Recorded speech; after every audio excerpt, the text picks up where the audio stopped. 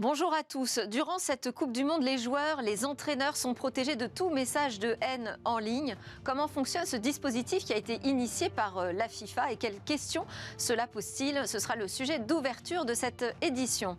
Autre sujet à la une, on reste dans les algorithmes et l'intelligence artificielle. On va voir comment est-ce qu'on peut contrôler les recommandations qu'ils nous proposent, les prédictions qu'ils avancent, comment s'assurer que ces algorithmes ne nous trompent pas. Ce sera donc le sujet du Tech Talk. Et puis je vous propose de découvrir le portrait d'une entrepreneuse dans la tech qui est devenue la présidente de Croissance Plus, avant de terminer par notre chronique Où va le web. Mais d'abord, abus en ligne, la FIFA protège les joueurs, c'est l'interview dans Smart Tech.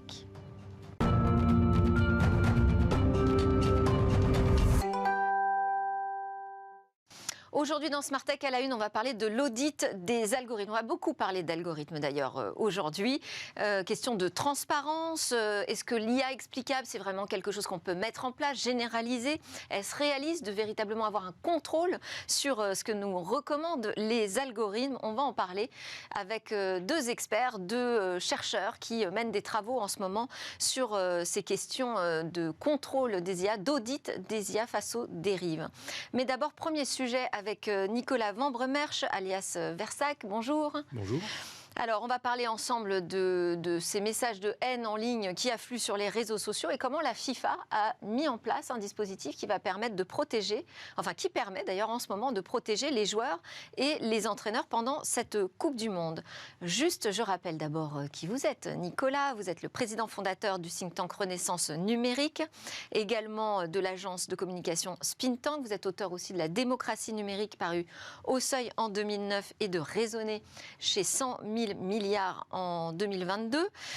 Vous êtes membre du comité de prospective de la CNIL, également du conseil d'orientation de la Fabrique de la Cité. Bref, vous êtes un expert de ces questions de protection des citoyens sur les réseaux et le numérique de manière générale. Comment vous réagissez quand vous découvrez que la FIFA décide de confier à une entreprise experte, mais une entreprise privée, la modération des contenus que vont recevoir les joueurs et les entraîneurs sur leurs réseaux sociaux? C'est intéressant. Alors, c'est pas nouveau. La FIFA, ou différents organismes sportifs régulièrement font le coup d'une certaine asymétrie et d'un dispositif qui pose des bonnes questions, mais qui n'apporte pas toujours exactement les bonnes réponses.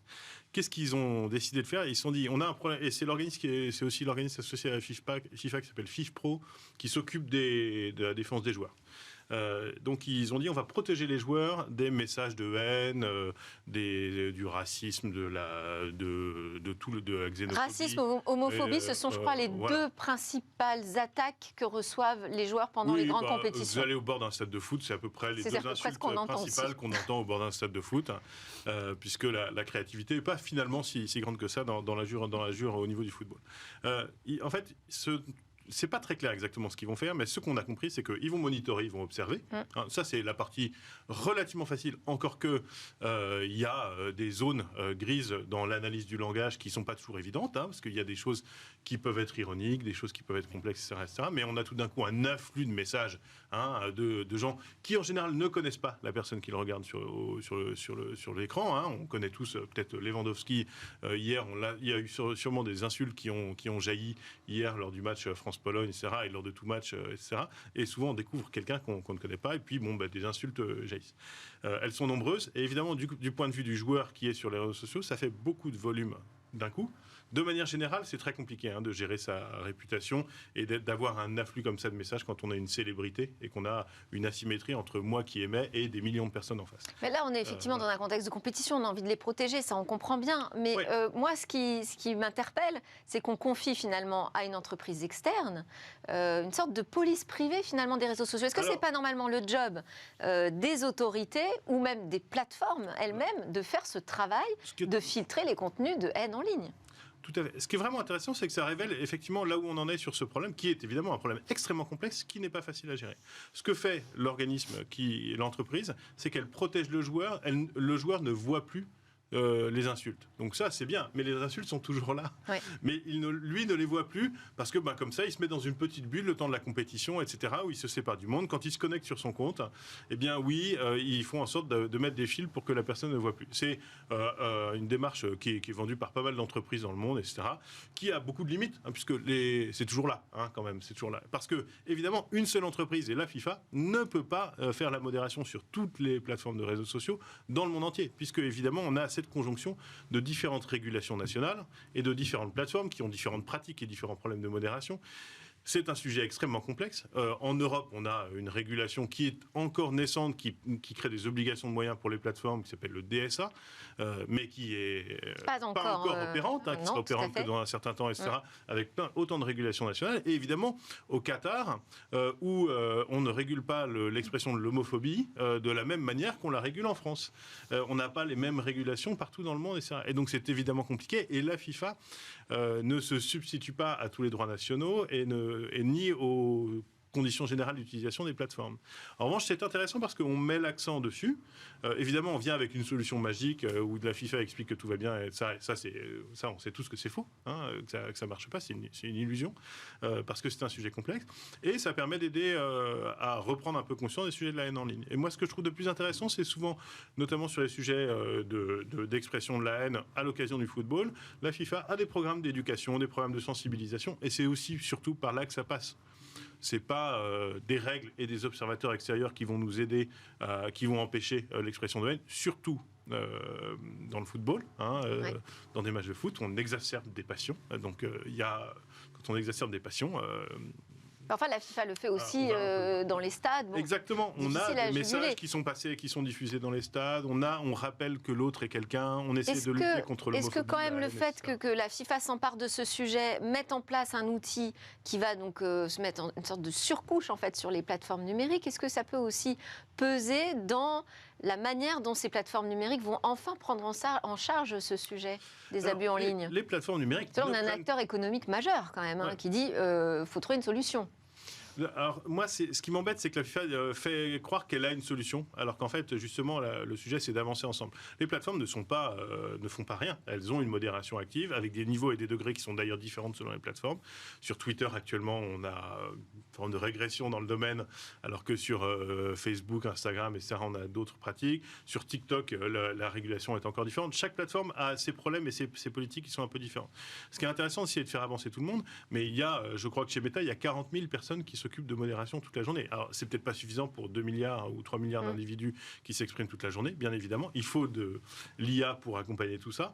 C'est un matériau extrêmement compliqué à modérer et à réguler. Alors, sur la complexité à travailler ces algorithmes-là, on a 2 experts avec nous en plateau. Je ne vous ai pas présenté, j'en suis désolée. Juliette Mattioli du comité de pilotage de Confiance.ai, Benoît Rothenbourg de l'Institut national de recherche en sciences technologies du numérique. On va discuter ensemble de cette question de la complexité de contrôler les algorithmes, y compris une difficulté qui concerne les plateformes directement. Je voulais quand même regarder ce que dit cette entreprise Signify.ai qui travaille donc pour la FIFA à protéger les joueurs pendant la Coupe du Monde au Qatar.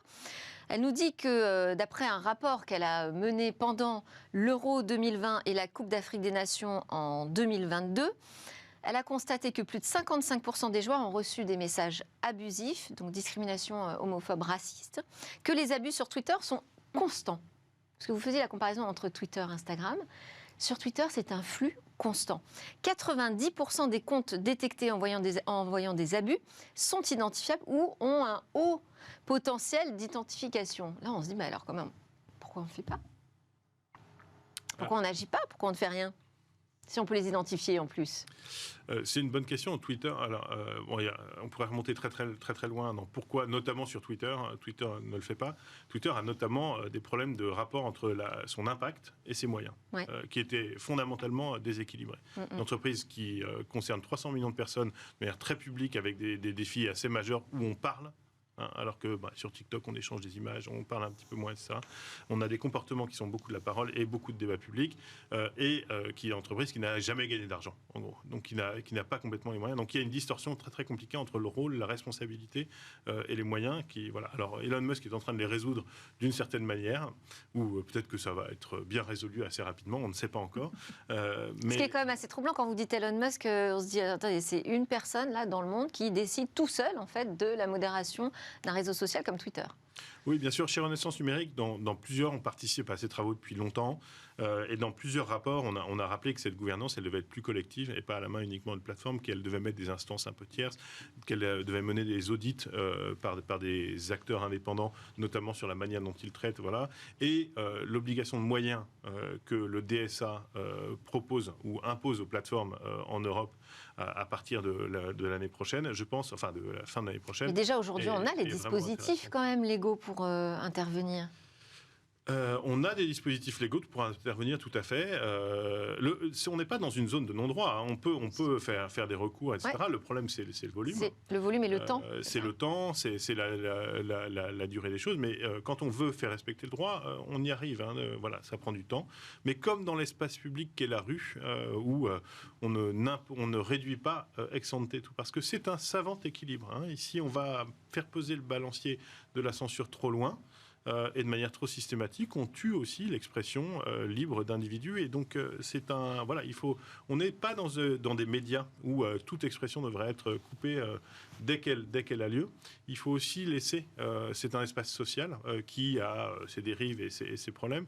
Et la censure est jamais une très très très bonne solution. Hein. Donc finalement, c'est plus facile de se dire on protège certaines personnes, là en l'occurrence des footballeurs, des coachs, pendant une période. C'est plus facile de mener des actions ciblées que de se dire on va résoudre le problème des abus en ligne de manière générale. Alors, on ne le résoudra jamais complètement, mais on peut avancer vraiment. Et puis on avance quand même sur pas mal de sujets d'éducation, de meilleure police de l'expression à plein d'endroits dans les réseaux sociaux.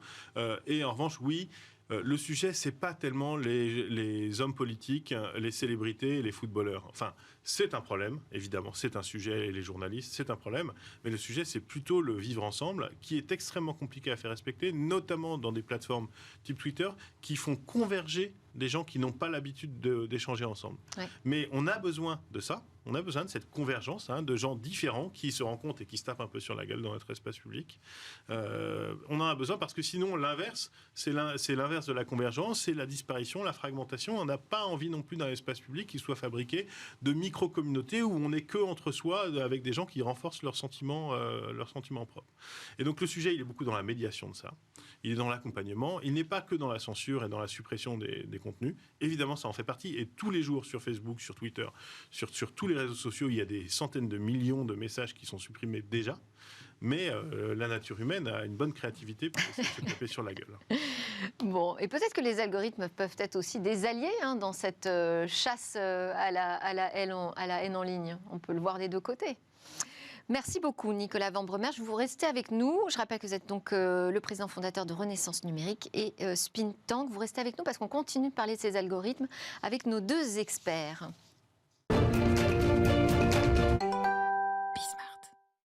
Alors face aux dérives, comment contrôler, reprendre le contrôle sur les algorithmes? Faut-il tous les auditer? Est-ce possible, réaliste? La transparence des algorithmes, qu'est-ce que ça veut dire exactement? On en parle avec Benoît Rothenbourg, bonjour. Vous êtes docteur en informatique, expert notamment en audit d'algorithmes, mathématiques appliquées et intelligence artificielle. Vous avez rejoint l'INRIA en 2020 pour piloter le projet Regalia dont nous allons parler.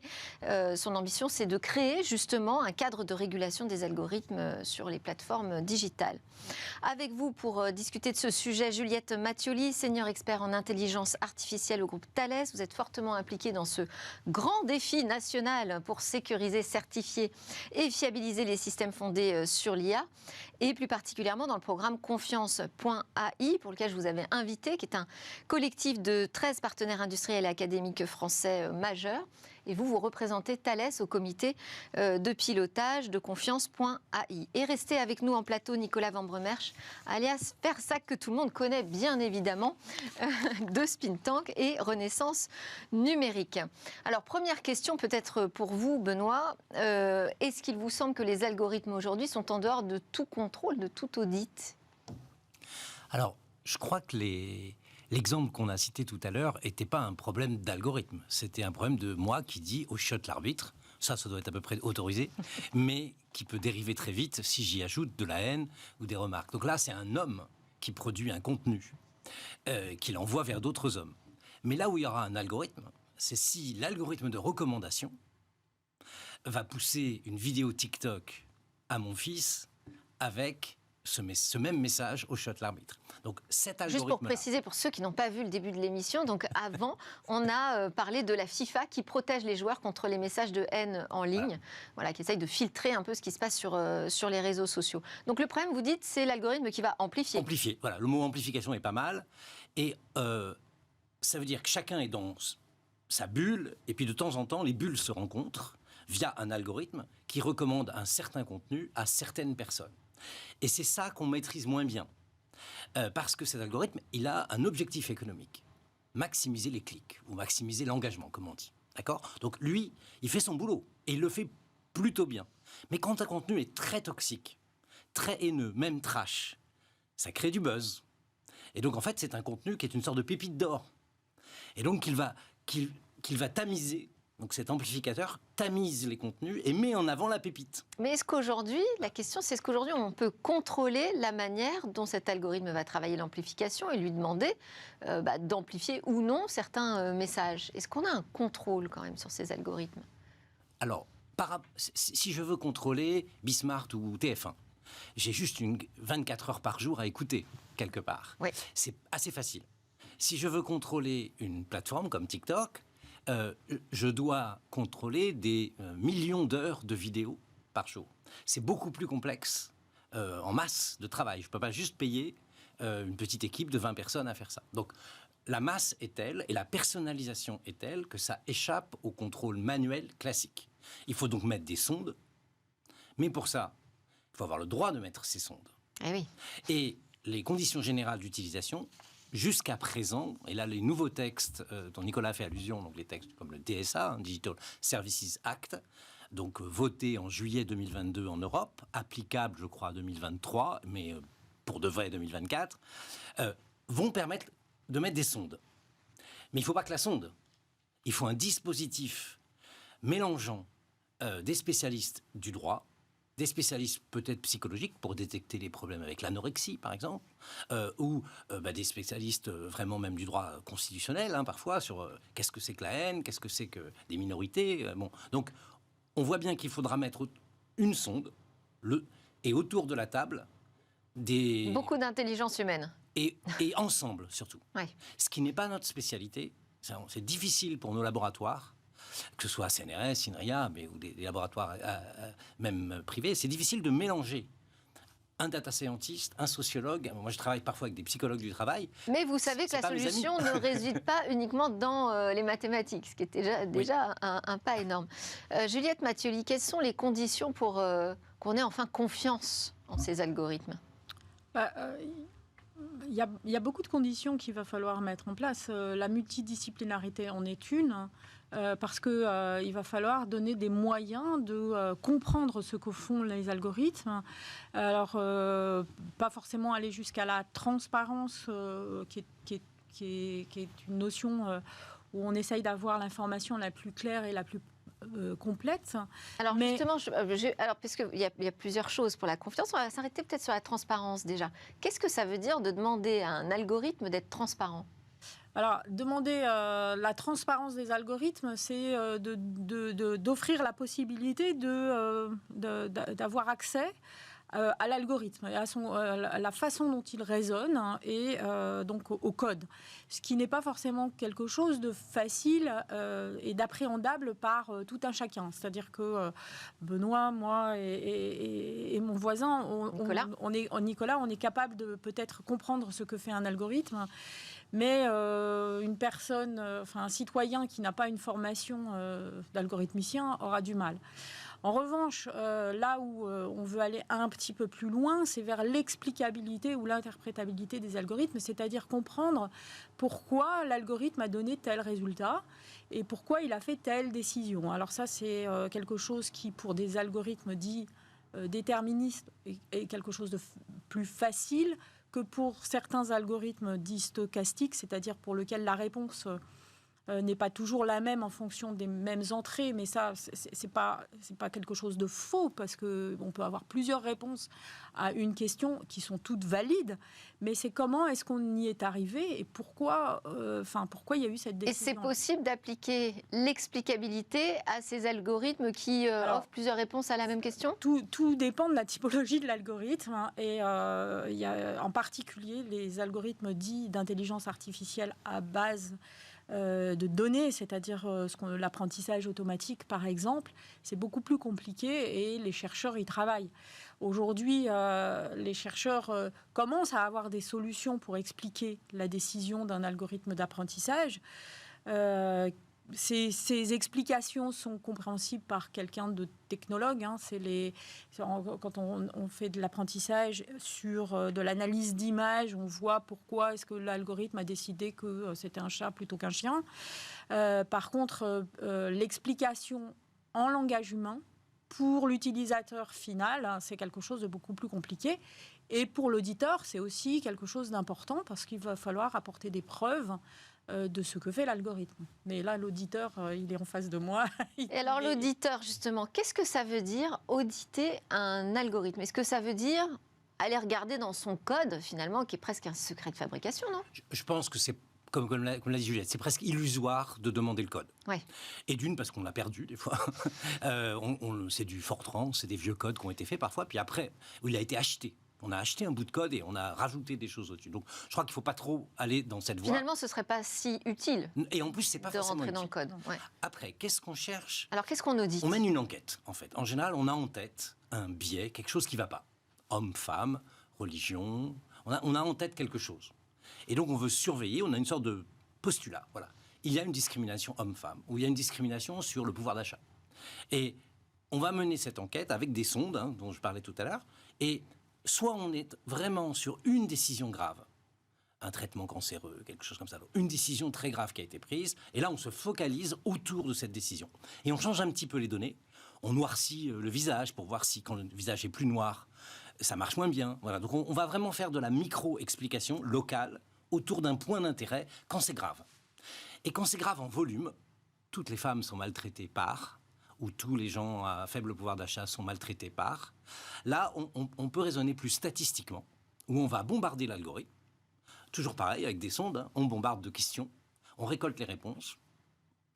Ah oui, ça a l'air de pas bien se passer, et on insiste sur les endroits où ça fait mal, dans ce que j'appellerais les replis de l'algorithme. Donc on regarde les données en entrée et les données en sortie. Et les données en sortie, on les compare à quoi ?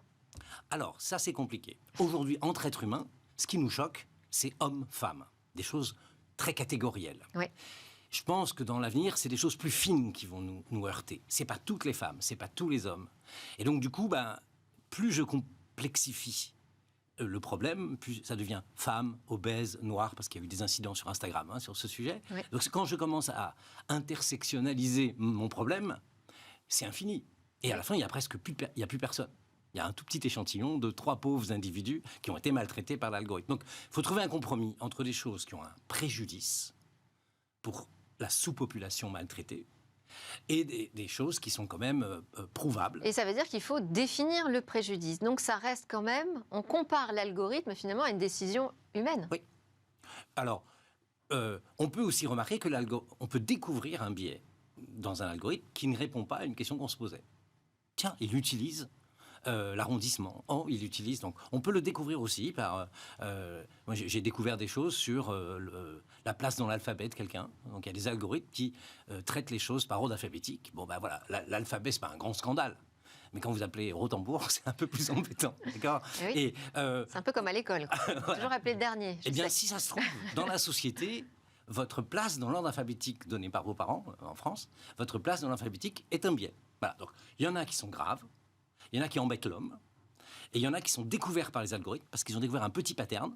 C'est-à-dire une sorte de comportement des gens en fin d'alphabet, obèses, noirs, etc. etc. Hein, donc Et il y a des algorithmes qui sont plus ou moins faciles à auditer, parce qu'on parlait par exemple de la reconnaissance d'images. Bon, ça c'est assez facile de se dire, ah bah là, il n'a vraiment pas bien reconnu, donc c'est un algorithme dysfonctionnant. La reconnaissance, je sais pas, de films sur Netflix par exemple, plus compliqué. Il faut s'assurer que les recommandations correspondent aux attentes de l'utilisateur, voire des utilisateurs derrière leur téléviseur. Mais alors l'audit de l'algorithme d'un réseau social, comment on fait ça ? D'abord, il y a des algorithmes dans un réseau social. Oui. Donc je pense qu'il faut à chaque fois se dire, est-ce que je regarde le For You de TikTok ? Donc vraiment, et puis For You pour un client, enfin pour un utilisateur vierge, qui vient d'arriver, ou un utilisateur qui a un passif. Donc toutes ces choses-là, en fait, c'est le jeu, c'est le contexte et du site web. Aujourd'hui, vous pouvez fabriquer des outils qui vont nous permettre de décider si l'algorithme de Twitter, par exemple, amplifie des messages de haine ou non ? Il faut monter un bon protocole pour le faire, mais des choses peuvent être parfaitement définies quand on focalise la recherche et quand on focalise la cible aussi. On ne va pas attaquer tous les contenus. On va quand même se concentrer sur les études qui avaient été faites sur justement les jeunes adolescentes anorexiques à qui on poussait des contenus qui pouvaient inciter au suicide, par exemple. Là, l'enquête qui a été menée pour faire ça, elle est très, très, très cernée. On ne va pas aller regarder des contenus de curling. Donc ce serait illusoire d'imaginer un audit des algorithmes avec une sonde généraliste et tout automatisé. J'y crois pas. C'est un peu comme ce qu'on disait pour protéger. C'est plus simple de protéger quelques joueurs et entraîneurs pendant la Coupe du Monde que de protéger tout le monde tout le temps. Ça veut dire aussi que dans des systèmes critiques industriels, ça c'est vraiment le sujet sur lequel vous travaillez, Juliette, on ne peut pas utiliser n'importe quel type de dire finalement. Non. Il est important. Quand le système est critique, c'est-à-dire que pour lequel une défaillance, une erreur peut avoir un impact sur les vies ou les biens, il est très important de vérifier certaines propriétés. Alors là, on ne peut pas se permettre de ne pas expliquer une décision dans un système critique. Alors on ne peut pas se permettre de ne pas l'expliquer. On ne peut pas se permettre non plus de ne pas démontrer que les propriétés attendues du système critique sont vérifiées. Enfin, il faut absolument vérifier que si j'ai un algorithme d'IA dans un avion, il faut vérifier que ça ne va pas m'induire en erreur et déclencher une panne qui terminerait mal. Donc c'est limitatif en fait sur les technologies que vous utilisez. Aujourd'hui, oui, c'est très limitatif. C'est d'ailleurs dans ce sens que travaille le programme Confiance.ai. C'est vraiment pour essayer de donner des méthodes et des outils un peu à la mode d'une plateforme d'audit pour qualifier, certifier, homologuer ces algorithmes. Et à chaque fois, on vérifie plusieurs propriétés. Dans le cadre d'aujourd'hui, on peut vérifier aussi des propriétés d'analyse de biais, que ça soit dans les données, puisque les algorithmes à base de machine learning, enfin d'apprentissage automatique, s'entraînent sur les données. Donc il ne faut pas que ces données portent elles-mêmes des biais. Donc c'est toute comment analyser ces données. Mais ça peut être aussi pour d'autres types d'algorithmes qu'on appelait plutôt l'IA symbolique, dans les modèles. Parce que quand on modélise quelque chose, on a aussi un biais. Alors après, tout est une question de l'impact de ce biais sur la décision. Et donc les biais, ils sont toujours d'origine humaine ? C'est toujours la faute au départ de la programmation, donc. Il peut y avoir une négligence humaine quand on ne s'est pas occupé de les regarder. Est-ce que ça pose la question de la responsabilité au final, les audits quand même ? Alors, j'ai envie de dire qu'on est dans une zone plutôt grise où il y a eu un peu de négligence. Et puis aussi, je pense toujours à à l'évolution qu'il y a eu, disons, depuis une trentaine d'années sur les logiciels de planification de l'emploi du temps, par exemple. Oui. On planifie des gens dans des call centers ou des techniciens de l'antenne, par exemple. Donc, c'était extrêmement spécifié il y a 20 ou 30 ans. Et on écrivait la DRH ou la responsable de l'équipe écrivait exactement ce qu'elle voulait voir et nous, algorithmiciens, on obéissait. Aujourd'hui, je crois que ça a un peu changé. Et par exemple, Deliveroo est capable de mettre des jours d'arrêt maladie dans le critère de performance d'un livreur. J'aurais jamais fait ça il y a 30 ans, parce que je me serais pris la DRH. Bon, voilà. Bon. Et ce que je veux dire par là, c'est que là, j'appellerais ça une forme de négligence. Il n'y avait pas intentionnalité de pénaliser les livreurs malades le lundi, je ne pense pas, sincèrement. Mais le gars qui a fait ça, il s'est laissé aller, en quelque sorte. Il n'a pas eu le réflexe. Là, vous dites le gars. Donc, déjà, je suis biaisé. Oui. Responsabilité. Bon, déjà, c'est biaisé, mais... Pardon. Non, mais ce que je veux dire, c'est responsabilité humaine, là. Je dirais, lui ou son patron ou le patron de l'équipe aurait Mais ce n'est pas un algorithme qui s'emballe tout seul, non. Ou qui crée des biais spontanément. Je pense que ça arrive, mais c'est peut-être pas le cœur du problème. L'algorithme a un objectif économique à atteindre, maximiser les clics, maximiser la recette. Et donc, si on lui donne accès à plein de données qui lui permettent de maximiser, je vais vous envoyer un hôtel qui n'est pas du tout l'hôtel que vous préférez. Je vais vous envoyer l'hôtel qui m'apporte la plus grosse commission. Oui. Donc, si personne s'en Donc, il y a une intention quand même. Il y a une intention économique dont un effet pervers est de vous envoyer le mauvais hôtel. On peut réparer un algorithme biaisé assez facilement ? J'imagine que c'est un des objectifs aussi dans le programme de confiance. Si on s'aperçoit finalement que, malgré toutes les précautions qui ont été prises, on a un biais.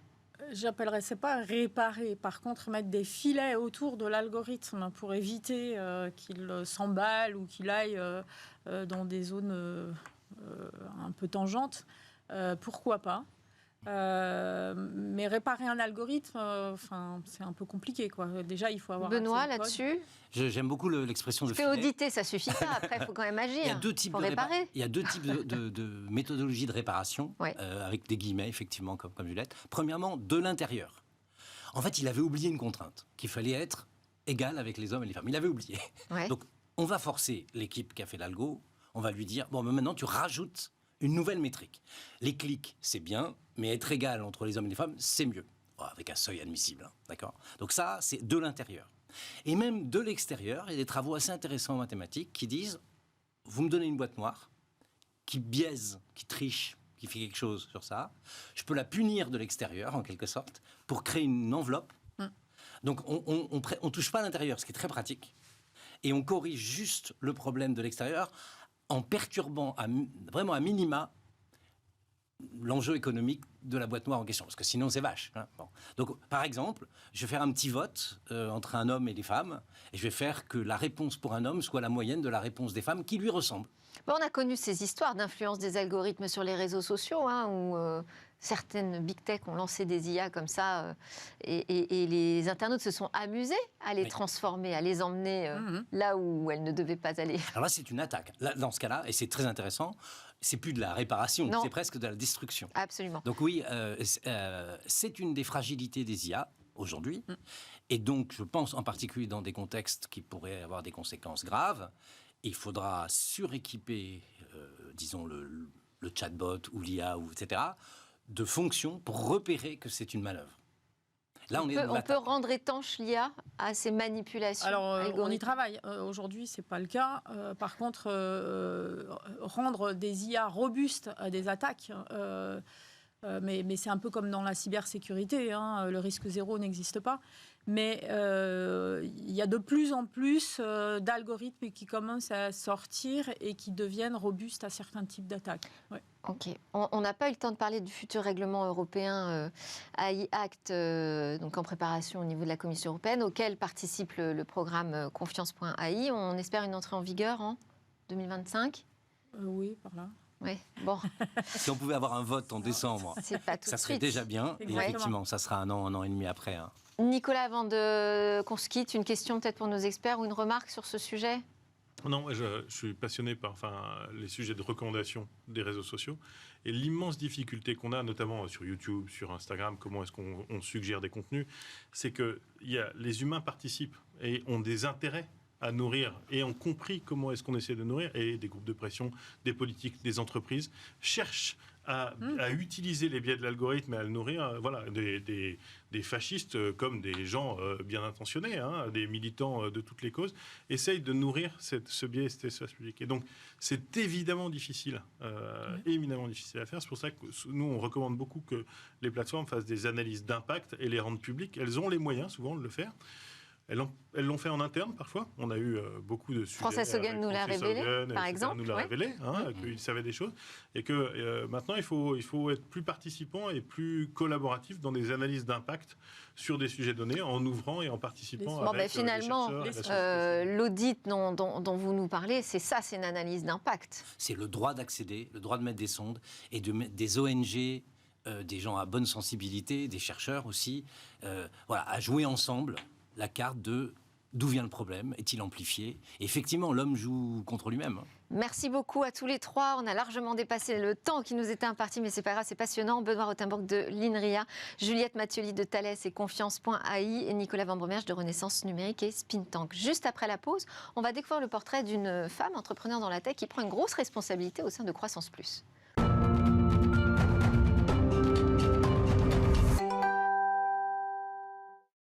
C'est le retour en plateau de Smart Tech, votre émission sur le numérique et l'innovation. On entre dans la deuxième et dernière partie de cette édition pour notre rendez-vous avec un portrait d'une femme entrepreneur dans la tech. Elle nous est présentée, cette femme, par Olivia Strigari, la directrice de la publication Les Informels.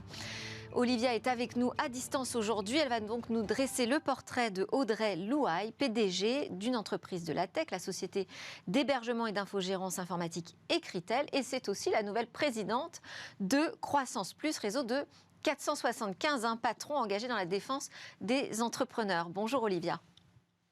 Bonjour Delphine. Alors oui, j'ai choisi aujourd'hui de vous parler d'Audrey Louaille parce qu'en fait, j'ai eu l'occasion de la rencontrer pour une interview d'Informel et je me suis dit, son parcours dans le digital est quand même très atypique. Sa vision de l'entreprise aussi particulière et très engagée. Donc, je me suis dit que ça était parfaite pour cette rubrique des femmes de la tech. Alors, elle est à un stade plus avancé de la carrière que les femmes que j'ai l'habitude de vous présenter parce qu'elle a plus de 50 ans, mais... Elle a fait des études littéraires à la Sorbonne et elle a commencé une carrière dans l'édition, donc pas du tout dans le digital au départ, sauf qu'elle a toujours été fan d'informatique, fan d'innovation. Avant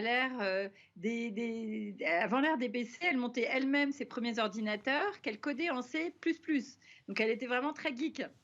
Mais elle a fait ce parcours dans l'édition où elle a travaillé plutôt sur la transposition de guides sur CD-ROM, avec l'ancêtre de Google Earth aussi. Et puis, elle a commencé à diriger une agence de communication digitale, Churchill, qu'elle va implanter en Chine. En parallèle, son mari travaille déjà pour Écritel, dont il est un des membres fondateurs minoritaires, et il implante Écritel en Chine. Sauf qu'entre-temps, en France, il est viré du comité de direction et il y a un peu le rififi chez Écritel et les fondateurs décident de vendre à la concurrence. À ce moment-là, ils se disent mais on ne va pas laisser filer cette belle entreprise. Et donc, ils reprennent Écritel, Audrey et son mari, par LBO, en s'endettant de plus de 3,5 millions. Et donc, voilà. Mais elle se retrouve avec cette entreprise en face d'elle, donc Écritel, et qui dit à l'époque, ça ne me donnait pas vraiment envie, ni l'environnement, ni les clients. C'était très difficile pour moi. Qu'est-ce que je vais faire ? Il faut quand même rembourser le prêt, il faut qu'on y aille, il faut qu'on travaille, il faut faire avec. Et elle décide de faire une société à son image qui lui donne envie de se lever le matin. Elle me dit, voilà, on restructure la boîte, on se rend compte qu'on n'en peut plus d'être tous les deux tout seuls pour reprendre le flambeau, qu'il faut bien embarquer tous les employés de l'entreprise, tous les managers, tous les collaborateurs. Et ce qu'elle fait, c'est qu'elle crée un intéressement pour ses managers d'abord et puis tous ses collaborateurs. Donc, elle les fait participer à la croissance en leur donnant évidemment une participation. On en parle beaucoup aujourd'hui, on en a parlé récemment, une participation à l'entreprise qui fait que ça crée une dynamique qui les porte vers une croissance. Et c'est aussi une autre proposition de valeur d'entreprise qui voit le jour. C'est d'ailleurs, en fait, à la base aussi de l'existence de Croissance Plus. Alors, Écritel, qu'est-ce que c'est? C'est une entreprise d'infogérance et d'hébergement digital, autrement dit, qui fait du cloud et du hosting, et qui est implantée en France, au Canada, en Chine, au Brésil et même à New York. Elle a 250 employés disséminés sur plusieurs sites. Et en France, la spécificité d'Écritel, c'est surtout d'être implantée en région, à Bordeaux, à Nantes, dans les Hauts-de-France, et puis à Arandon, en Bretagne, près de Vannes. Ça, c'est son fief à elle, où elle a décidé de s'installer depuis 7 ans, dès que la ligne de TGV est ouverte, pour des raisons d'équilibre et aussi pour ses enfants, parce qu'elle trouvait que c'était quand même beaucoup plus sain d'aller vivre en Bretagne. À ce moment-là, elle n'avait plus envie de région parisienne. Ah, Olivia, on va juste accélérer un petit peu parce qu'on n'a plus beaucoup de temps. Donc là, l'annonce, c'est quand même que c'est la nouvelle présidente aujourd'hui de Croissance Plus. Je disais que c'était un réseau de grands patrons. Quels sont les sujets qu'elle va porter ? Alors justement, la Croissance Plus, c'est un regroupement de 480 entrepreneurs qui ont donc cette spécificité d'intéresser leurs collaborateurs aux bénéfices de leurs entreprises et aussi d'avoir une hyper-croissance. Voilà. Donc, juste là, d'un mot, les 2-3 grands sujets qu'elle va porter au sein de Croissance Plus, Olivia. Au sein de Croissance Plus, c'est la souveraineté, la réindustrialisation, la souveraineté qui est un sujet à la mode, avec des opérations très concrètes, pas du tout des mesures protectionnistes, mais de favoriser le marché local, avec aussi un indice de proximité qu'ils vont lancer pour pouvoir valoriser les entreprises françaises sur le territoire, et de faire travailler ces entreprises françaises avec d'autres entreprises françaises et surtout avec l'État. Merci beaucoup, Olivia. Très pragmatique. Merci beaucoup, Olivia. Je suis désolée, on n'a plus le temps. Mais ce qu'on fera, c'est peut-être qu'on reviendra sur Croissance Plus et ses actions, parce qu'effectivement, le sujet de la souveraineté dans le numérique, c'est pas une petite affaire. Olivia Strigari, fondatrice présidente du média Les Informels. À suivre dans Smart Tech, où va le web?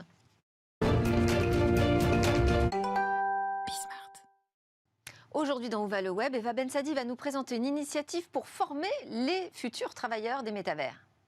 Étudier le métavers, c'est vrai qu'on ne parle plus que de lui et malgré ses critiques et quelques déboires, le métavers devrait tout de même créer jusqu'à 20 000 emplois en France d'ici 1 an et 1 million dans le monde d'ici à 2030 selon l'association France Méta. Alors afin de former les futurs travailleurs du métavers, l'ancien Facebook Méta a choisi la France pour établir son QG éducatif. Elle s'associe pour ce projet à la start-up française éducative Simplon. Après Paris et Lyon, le groupe américain installe ses académies du métavers dans 2 villes du sud du pays, Nice et Marseille. Et elles ouvrent leurs portes aujourd'hui, lundi 5 décembre. L'objectif, former une vingtaine d'élèves par promo avec une attention particulière portée à la diversité et à la place des femmes. Elle devrait représenter 30% des effectifs dans ces 2 promotions.